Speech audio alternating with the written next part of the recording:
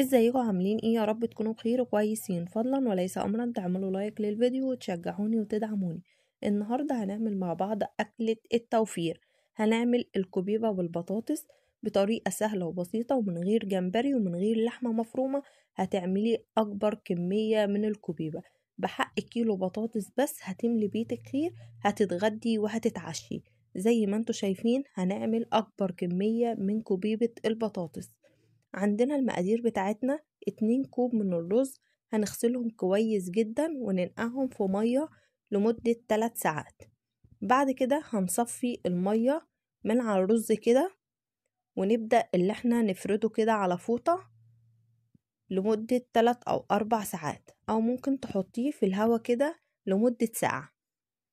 بعد ما الرز بتاعنا هينشف هيبدأ اللي احنا ناخد منه ونطحنه كده في قلب المطحنة زي ما انتوا شايفين كده.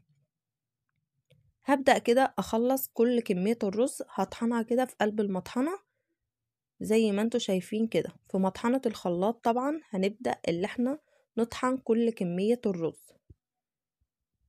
بعد ما طحنا كل كمية الرز كده وبقى عندنا شبه الدقيق كده، هنبدأ نجيب نص كيلو من البطاطس ونبدأ اللي احنا نبشره كده بالمبشرة. وعندنا 2 بصلتين حجم كبير، 6 فصوص من الثوم، حزمة بقدونس وممكن عليها حزمة شبت. ونبدأ اللي احنا نفرم البقدونس مع البصل والثوم في قلب الكبة، او نضربهم في الخلاط ونصفيهم كده من المية. والبطاطس برضو هنصفيها من المية بتاعتها. عندنا التوابل من كل حاجة معلقة صغيرة، فلفل، كمون، كزبرة، ملح، ونص معلقة صغيرة من الشطة. هنقلب كده كل المكونات دي. لو لقيت العجينة لسه بتلزق هتبدأي اللي انتي تزودي نص كوب من الدقيق بس. زي ما انتوا شايفين كده محتاجتش معايا اي دقيق خالص.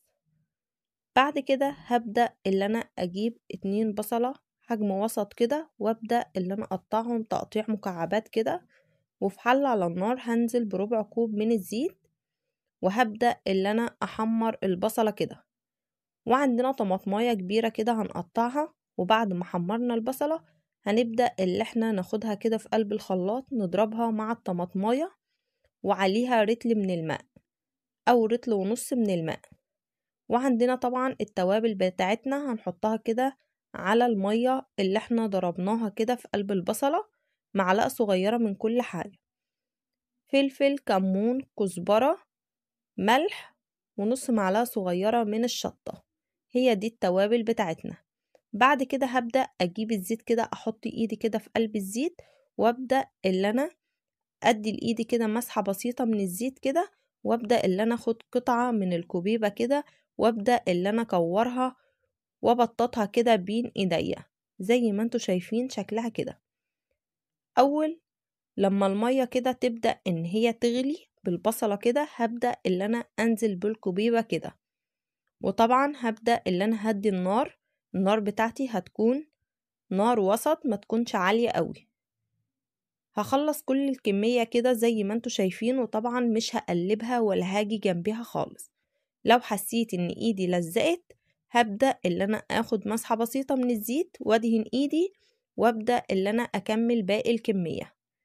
زي ما انتوا شايفين بدأت اغطي عليها غطا الحلة لمدة ربع ساعة. بعد ربع ساعة بالمعلقة كده، وهبدأ اللي انا احركها من فوق لتحت زي ما انتوا شايفين مش لازقة معايا في قلب الحلة. وبعد نص ساعة بالظبط بدأت اللي انا اظبط الملح بتاعها. شايفين ما شاء الله شكل الشوربة بتاعتها، شايفين شكلها ما شاء الله قد ايه مستوية ودايبة معايا، وشكل الشوربة بتاعتها قد ايه تقيلة. طعمها حلو قوي، ممكن تحمروها في قلب الزيت هيكون طعمها احلى من كده بكتير. زي ما انتوا شايفين بوريكم مش لازقة معايا وطالعة الواحدة بوحدتها، ومش مهرودة معايا او مكسرة معايا.